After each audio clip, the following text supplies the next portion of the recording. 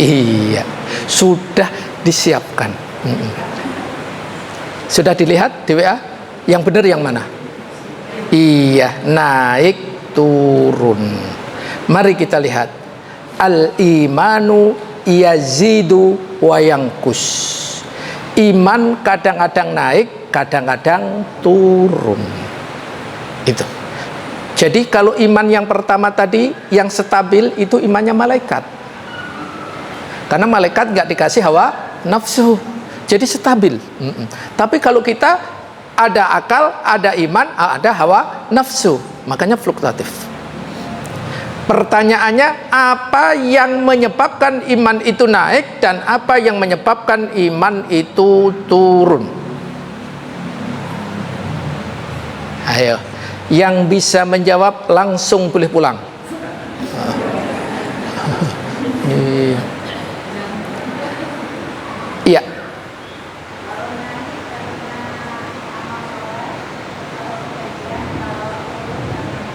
Iya, barakallahu fiik. Jawabnya betul, boleh pulang. Janji saya tadi boleh pulang. Nah, kalau diambil kan nggak masalah. Betul. Ya, al-imanu yazidu bit-ta'ah. Sebab iman itu naik karena ketaatan, beramal soleh. Wa yanqus, dan yang menyebabkan iman itu turun bil maksiyah, dengan maksiat. Itu. Maka iman itu naik, maka jaga iman dan perbaharui tatkala mulai usang atau turun. Berdasarkan Rasulullah sallallahu alaihi wasallam dalam sabdanya, hadis ini diriwayatkan oleh Imam Al-Hakim, At-Tirmidzi, At-Tabrani. Apa itu? Sesungguhnya iman benar-benar bisa menjadi usang atau turun di dalam tubuh seseorang dari kalian sebagaimana usangnya pakaian. Maka memohonlah kepada Allah supaya memperbarui iman di hati kalian. Itu. Maka sekali lagi, ketika iman itu turun, usang bahasanya, seperti baju kalau baru dibeli dipakai gimana warnanya? Kinclong. Kalau sudah bertahun-tahun dipakai gimana? Buram, usang. Iman kita seperti itu. Kalau kita beriman tapi dibiarkan, maka mohonlah kepada Allah dengan agar Allah menolong kita. Dengan apa itu? Lihat di dalam hadis Rasul sallallahu alaihi wasallam, jaddidu imanakum bila ilaha illallah. Perbaharuilah iman kalian dengan kalimat la ilaha illallah. Apa maknanya la ilaha illallah? Apa dibaca berkali-kali kemudian ketika ada orang meninggal dan seterusnya? Bukan seperti itu. Memperbaharui iman yang benar adalah menaati Allah subhanahu wa ta'ala dan Rasulnya. Kalimat apa tadi? La ilaha illallah. Harus kita fahami, harus kita ilmui, harus kita amalkan. Saya ambil pengamalannya aja karena keterbatasan waktu. Kalimat la ilaha illallah itu kalimat yang Allah berikan ketika kita di dalam kandungan, kemudian ketika kita di dunia juga Allah dan Rasulnya memerintahkan, dan ketika nanti kita di akhirat, ketika kita di alam kandungan saat usia 4 bulan, Allah meniupkan ruh, kemudian dibekali satu bekal dari sekian bekal. Yang pertama keimanan atau ketauhidan. Surat 7 ayat 172, nggak usah dibaca, langsung aja. Allah berfirman, alastu birabbikum, maukah engkau bersaksi aku ini Tuhanmu? Qalu, ya, bayi-bayi, janin-janin yang ada di kandungan itu semuanya menjawab, bala syahidna, betul ya Allah, betul ya Rabb, engkau adalah Tuhanku. Itu. Ini luar biasa, dahsyat sekali. Jadi itu ketika di kandungan. Kemudian pengamalan di dunia. Kapan kita membaca kalimat la ilaha illallah? Sehari lebih 200 kali. Kalau kita taat kepada Allah, kita akan contohkan. Ya, ini di kandungan tadi sudah di-share, bisa nanti dilihat. Apa itu ketika di dunia? Kita contoh aja. Wudu. Setelah wudu ada kalimat doanya, asyhadu an la ilaha illallah wahdahu la syarikalah wa asyhadu anna muhammadan abduhu wa rasuluh. Sekali wudu membaca itu. Kita wudu anggaplah untuk sholat wajib aja. Berapa? Sudah 5. Belum nanti wudu-wudu yang lain. Itu kalau yang lain-lain kita anggap aja yang wajib. Kemudian setelah wudu adzan. Kalimat asyhadu an la ilaha illallah dibaca berapa kali di dalam adzan? 2 atau 3? 3 atau 4? Yang benar 3. Syahadatnya 2, terakhir la ilaha illallah 3. 3 kali 5 berapa? Sudah 15. Tadi sudah juga gitu dalam wudu. Kemudian iqamah. Berapa kali kita dibaca iqamah? 2. Jawabnya betul. 2 kali 5 berapa? 10. Kemudian dalam sholat, setiap tasyahud ada kalimat itu. Tasyahud berapa? Sholat wajib aja, nggak usah sholat sunnah. Karena kalau sholat sunnah ukurannya standarnya masing-masing. Yang wajib aja berapa? 5 kali 2 minus 1. Bingung kan? 5 waktu, 2 syahadatnya biasanya tasyahud awal, tasyahud akhir, minus 1 karena subuh cuman 1. Itu 9, ya kan? Zikir selesai sholat, la ilaha illallah wahdahu la syarikalah, dan seterusnya. Zikir pagi dan petang banyak sekali. Jadi kalau kita taat kepada Allah tabaraka wa taala, kalimat ini kita perbaharui sehari itu lebih dari cukup demi Allah. Kalau kita menaati Allah berdasarkan syariat yang sahih ini, ilmu yang syar'i ini, insya Allah kita nggak kekurangan kalimat itu. Masya Allah. Kemudian ketika akan meninggalkan dunia, bukan meninggal dunia boleh, tapi meninggalkan dunia, seseorang meninggalkan dunia, maka syariat kita memerintahkan lakinu mautakum la ilaha illallah. Talqinkan, ajarkan orang yang meninggal itu dengan kalimat la ilallah. Talqinnya gimana? Yang sesuai dengan syariat. Apakah la ilaha illallah, la ilaha illallah? Nanti nambah yang mau meninggal bingung dia. Kebanyakan orang kan gitu. Enggak dikesempat. Yang benar mentalkin itu, lihat tadi akhir kalamnya la ilaha illallah, akhir kalam. Jadi bisikkan di telinganya. Ayo ucapkan la ilaha illallah. Kalau sudah kita ucapkan terus ia mimiknya, mulutnya ia bergerak-gerak terus, berarti diam, kita diam. Itu. Terus sampai ia berhenti. Kalau berhenti, ayo kita ucapkan la ilaha illallah. Kalau ia reaksi terus, biarkan. Itu caranya. Kemudian haus, dikasih minum nggak? Kalau dia minta haus, dikasih minum nggak? Ya dikasih lah, kasihan sekali. Orang haus kok nggak dikasih minum? Kasih aja. Tapi setelah minum, ajak lagi karena kalimat terakhirnya haus. Gitu loh. Setelah itu ayo ajarkan, ayo kita ulangi lagi la ilaha illallah. Ucapin itu terus, kemudian meninggal, itu meninggal dengan lafaz terakhirnya la ilaha illallah. Itu cara mentalkinnya, insya Allah. Itu. Kemudian di alam akhirat, diawali alam barzah, maka ada yang namanya fitnah kubur. Fitnah kubur itu yang itu cobaan. Artinya cobaan di sini pertanyaan. Ada 3 pertanyaan, nggak usah banyak-banyak. 3 saja di dalam hadisnya. Siapa Rabbmu? Apa agamamu? Siapa nabimu? Jawabnya gimana?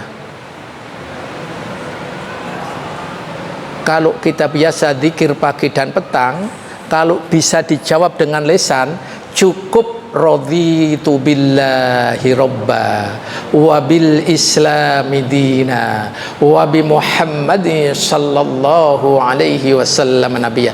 Namun mulut ini dikunci. Lihat surat Yasin ayat 65. Al-yawma nakhtimu ala afwahihim wa tukallimuna aydihim wa tashhadu arjuluhum bima kanu yaksibun. Lisan dikunci, tangan dan kaki yang akan berbicara. Sehingga apa? Yang akan bisa menjawab adalah amal-amal solih kita. Makanya kalau zikir selesai sholat yang 33 kali itu nggak usah pakai gini. Karena akan menjadi saksi apa? Yang dicontohkan Nabi.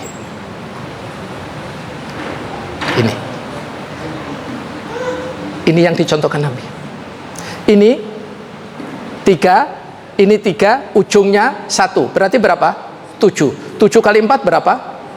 28. Ini 5. 2, 2, 1. 28 tambah 5 berapa? 33. Allah sudah mendesainnya. Gitu loh. Nanti kalau pembahasan selesai sholat, zikirnya nanti ada. Tapi ini kan hanya tambahan aja. Ini tadi tentang iman. Kadang-kadang naik, kadang-kadang turun. Yang menyebabkan iman naik karena ketaatan, yang menyebabkan iman turun adalah kemaksiatan. Baik, berikutnya hakikat kekuatan dan kelemahan dinisbatkan pada perjuangan melawan diri sendiri dan memelihara diri dalam ketaatan serta upaya mengerjakan apa yang dapat memberikan manfaat bagi orang lain dan dapat mencegah perbuatan atau keburukan terhadap mereka. Apa itu? Harus diusahakan iman, ilmu, amal, dan agama. Harus empat-empatnya tadi disatukan. Itu. Sekali lagi, rohani adalah iman, jasmani adalah fisik kita ini pengamalannya, ad-din agama adalah rujukan, sedangkan akal adalah ilmu. Sehingga semua harus disatukan. Maka iman, ilmu, amal berdasarkan syariat syar'i itu luar biasa. Maka iman termasuk aset yang paling berharga bagi seseorang.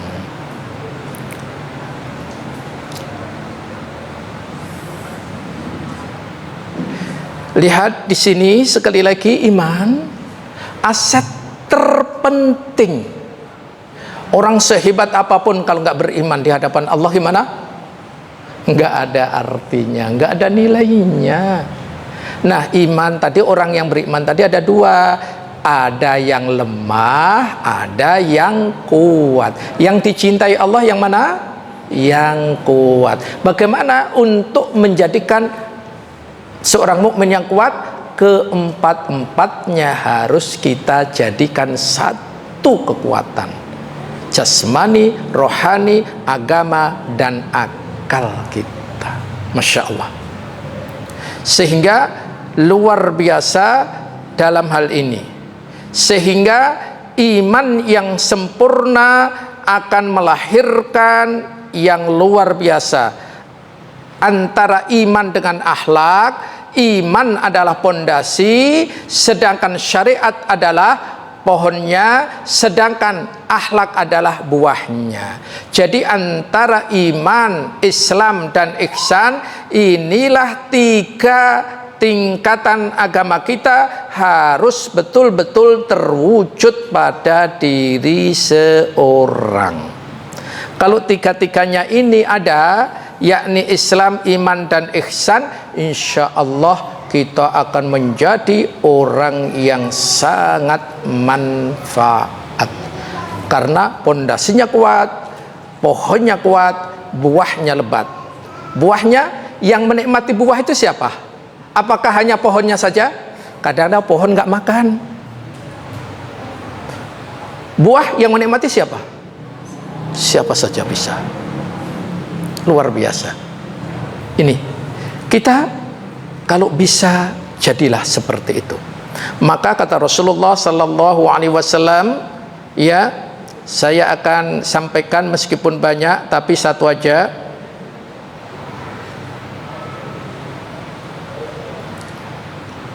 Ini saya share 3, tapi satu aja yang akan kita bahas. Apa akhlak mulia tanda sempurnanya iman? Kaum mukminin yang paling sempurna imannya adalah yang akhlaknya paling baik di antara mereka, dan yang paling baik di antara kalian adalah yang paling baik kepada keluarganya. Saya nggak berani baca istri-istrinya, nanti saya nggak bisa pulang. Iya. Baik, berikutnya setelah iman, apa itu?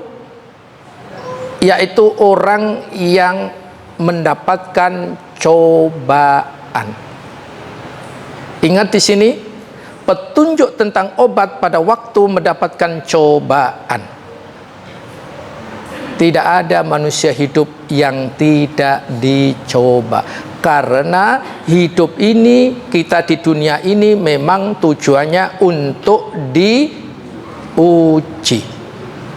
Itu. Oleh karena itu, mari kita lihat bagaimana ujian itu bisa kita lulus, apa saja yang menyebabkan orang itu mendapatkan musibah. Satu di antara sekian, mari kita perhatikan apa itu sumber segala musibah. Satu aja saya angkat karena kebatasan waktu. Ini sebabnya seseorang itu mendapatkan banyak musibah dan nggak kelar-kelar. Ya, saya hanya mengambil satu dari sekian itu.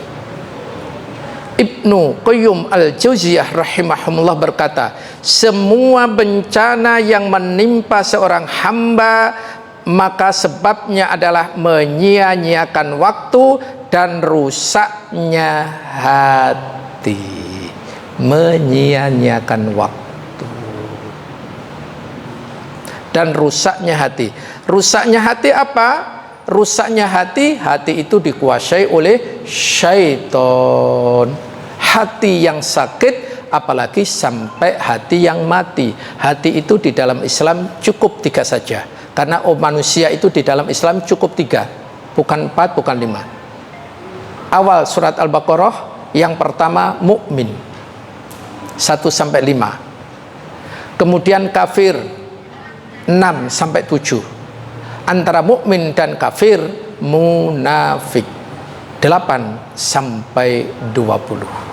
Itu dalilnya. Hati juga demikian. Qalbun salim, hati yang selamat adalah hatinya orang yang beriman. Qalbun mayyit, hati yang mati, hatinya orang kafir. Yang ketiga, qalbun marid, hati yang sakit, hatinya orang yang munafik. Itu. Maka kalau rusaknya hati, sumber musibah. Itu. Kemudian ini tadi bahwa selama manusia itu di dunia akan mendapatkan cobaan, karena manusia itu diciptakan untuk diuji. Kalau nggak mau diuji, ya jangan hidup. Tapi gimana? Sudah terlanjur. Maka nanti ada kunci cobaan, penderitaan justru mendatangkan berkah dan manfaat. Apa itu kuncinya? Lihat, sudah saya share, manusia diciptakan oleh Allah bukan tanpa tujuan. Tujuannya apa? Maka apakah kamu mengira bahwa kamu kami ciptakan kamu main-main tanpa maksud, bahwa kamu tidak akan dikembalikan kepada kami. Jadi manusia itu memang diciptakan untuk diuji, seperti itu. Kemudian level menghadapi ujian, ada 4 level menghadapi ujian. Ini yang sedang diuji, tolong perhatikan level-level ini. Apa itu? Ada 4 level manusia itu ketika diuji oleh Allah. Yang pertama yaitu dia lemah, mengeluh, dia tidak ikhlas dan ridho. Maka ini adalah orang yang sangat lemah imannya, lemah agamanya, lemah akalnya, dan lemah fisiknya. Yang kedua, bersabar. Bersabar ini hukumnya wajib. Yang ketiga, ridho atau ikhlas, ini tingkatan ketiga ini adalah mustahab. Yang keempat, bersyukur. Maka siapa yang 1, 2, 3, 4 ada, maka yang 1 kita coret. Cukupilah kita 2, 3, dan 4, karena 1 ini tidak mendapatkan kecuali kerugian. Itu. Kemudian dari 4 ini ada 1 hal, ini bagaimana, ini yang terakhir dari musibah, tapi belum terakhir semuanya. Ini hal yang sangat menarik. Apa itu? Gambarnya memang agak sedikit aneh, tetapi itu merubah musibah menjadi nikmat. Itu kunci. Sekali lagi, merubah musibah menjadi nikmat. Saya akan bawakan Syekh Al-Utsaimin rahimahumullah. Beliau mengatakan, sepantasnya bagi seorang insan tatkala ia tertimpa musibah sekalipun tertusuk duri, hendaklah dia langsung bersandar dan berharap pahala kepada Allah atas musibah ini, sehingga dia akan mendapatkan pahala karenanya, bersamanya dengan dihapuskan dosa-dosanya. Jadi musibah berubah menjadi nikmat. Jadi ketika orang itu kena musibah, sandarkan kepada Allah Subhanahu wa ta'ala. Insya Allah justru musibah bisa menjadi berkah, nikmat. Bagaimana caranya? Caranya tutuplah pintu-pintu masuknya syaitan yang akan membuat kita apa?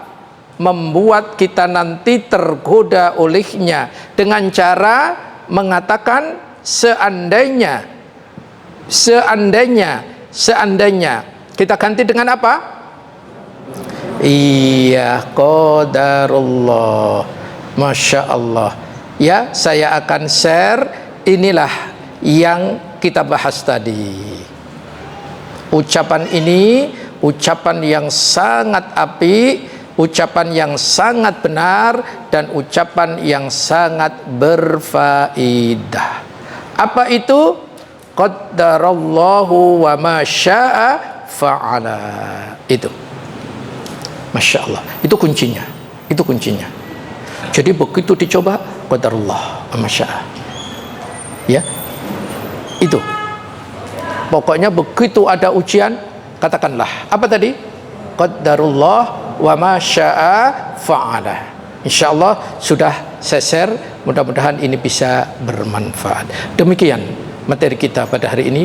Semoga ada manfaat bagi kita semuanya. Kita akhiri, subhanakallahumma wa bihamdika asyhadu an la ilaha illa anta astaghfiruka wa atubu ilaik. Wassallallahu ala nabiyyina Muhammad wa ala alihi washabbihi wasallam wa akhiru da'wana anil hamdulillahi rabbil alamin. Assalamualaikum warahmatullahi wabarakatuh.